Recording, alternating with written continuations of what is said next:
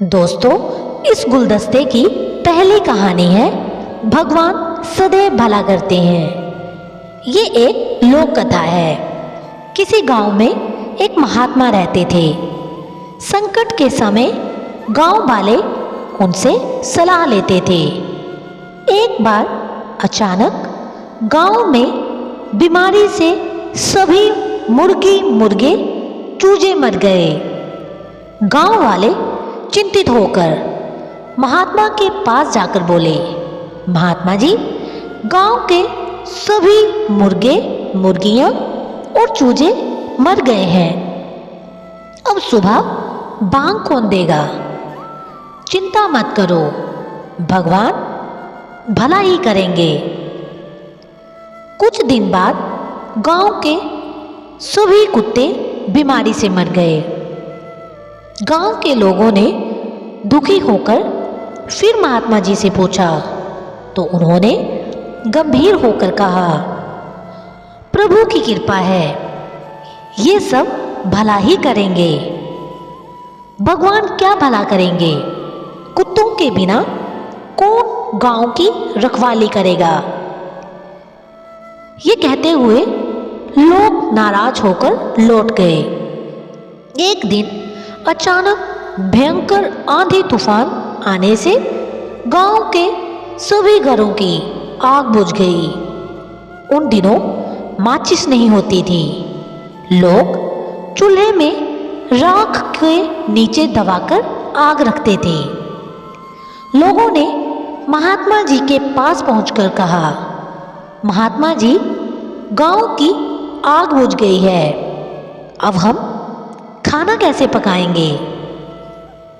महात्मा ने उसी तरह शांत भाव से कहा, चिंता मत करो, प्रभु की कृपा है, इसी में गांव की भलाई होगी। गांव वाले नाराज हो गए। भगवान क्या भला करेंगे? गांव के सब मुर्गे चूजे कुत्ते मर गए और अब आग भी बुझ गई। भला हम बिना खाना खाए कैसे जीवित रहेंगे? बड़बड़ाते हुए गांव वाले अपने अपने घर लौट गए। दूसरे दिन दुश्मन देश के राजा ने इस देश की सीमा पर चढ़ाई कर दी। अपनी सेना सहित कत्ले आम करता जब वो उस गांव के पास से गुजर रहा था, तब दूर से ही देखकर सैनिकों से बोला, उधर जाना बेकार है। उस गांव में ना तो कुत्ते भौंक रहे हैं, ना कोई मुर्गा बांग दे रहा है। किसी घर से धुआं उठता भी दिखाई नहीं देता। निश्चय ही इस गांव में आबादी नहीं है। राजा का आदेश पाकर सेना उस गांव को छोड़कर आगे बढ़ गई। गांव के सभी लोग जीवित बच गए। दोस्तों, इस गुलदस्ते की दूसरी कहानी है जैसी दृष्टि वैसी सृष्टि। पांडवों और कौरवों को शस्त्र शिक्षा देते हुए गुरु द्रोणाचार्य के मन में एक दिन उनकी परीक्षा लेने का विचार आया। परीक्षा किस तरह और किन किन विषयों में ली जाए, इस विषय पर सोचते हुए उन्हें ये बात सूझी कि क्यों ना उनकी वैचारिक प्रगति के साथ साथ व्यावहारिक बुद्धि की भी जांच की जाए। दूसरे दिन एकदम सुबह आचार्य द्रोणाचार्य ने राजकुमार दुर्योधन को अपने पास बुलाया और कहा, पुत्र, तुम समाज में अच्छे आदमी की परख करो और वैसा एक व्यक्ति खोजकर मेरे सामने उपस्थित करो। दुर्योधन ने कहा, जैसी आपकी इच्छा। और वह अच्छे आदमी की खोज में निकल पड़ा।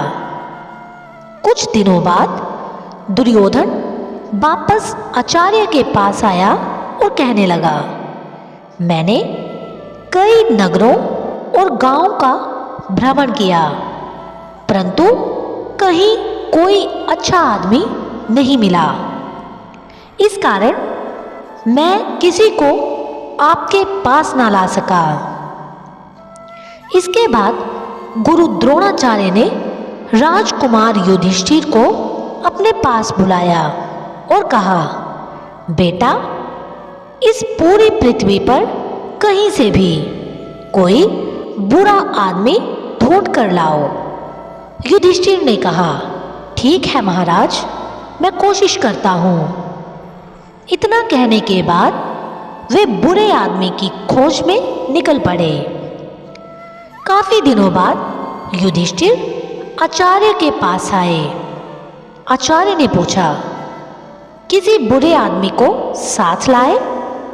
युधिष्ठिर ने कहा, महाराज, मैंने हर जगह बुरे आदमी की खोज की, मगर मुझे कोई बुरा आदमी मिला ही नहीं। इस कारण मैं खाली हाथ लौट आया हूं।